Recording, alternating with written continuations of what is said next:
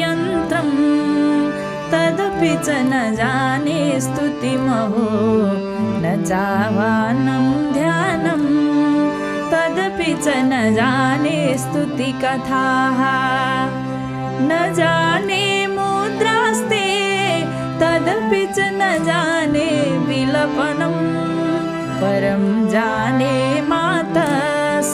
त्वदनुसरणं क्लेशहरणं विधेरज्ञानेन